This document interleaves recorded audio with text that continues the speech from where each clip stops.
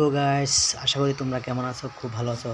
তো প্রথমত আমি আমার শ্বশুর বাড়িতে আইছি, তারপরে তোমরা মূর্তি দেখাইতেছি বিষ্ণুগুলো। তো দেখো মূর্তিটা খুব একটা সুন্দর জায়গাতেই বসানো হয়েছে।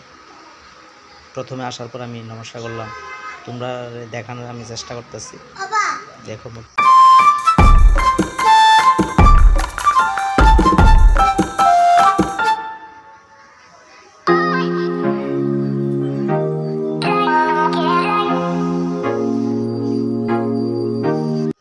আমার শ্বশুরবাড়ি গেটের সামনে এই গাছটি খুব সৌন্দর্য, মানে কি কম, দেখতে একদম মন কায়রা নেয়।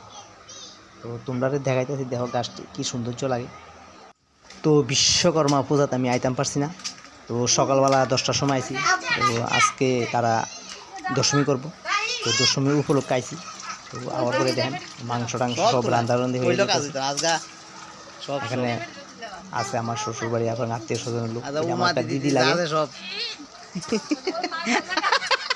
তো এখানে আমার টাটা দিচ্ছে। তো পাশাপাশি আমার দিদির একটা মেয়ে আছে, এই যে আমার এই দিদির মেয়েটা এই যে আমাদেরকে চাইছে।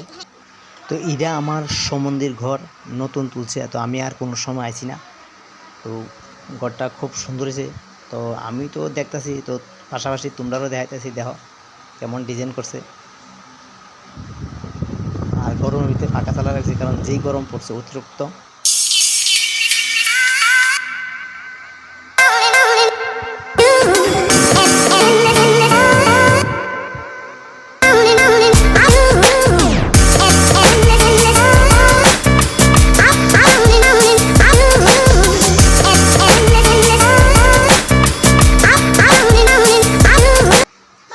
তো যে রুমটা তোমরা দেখাইতেছি, এই রুমটা এটা রান্না টান্না করার এবং থাল বাসন সব কিছু এবং সব আছে এটার ভিতরে। তো ওই দেখো তোমরা দেখাইতেছি, এই ঘরের মধ্যে সব কিছু, বাথরুম টাথরুম সব অলরেডি। বেলা 3টা বাজে জায়গা, অলরেডি খাওয়ান চলছে দেখো। তো প্রথমে ছোটো ছোটো বাচ্চারা খাওয়ান দিতেছে,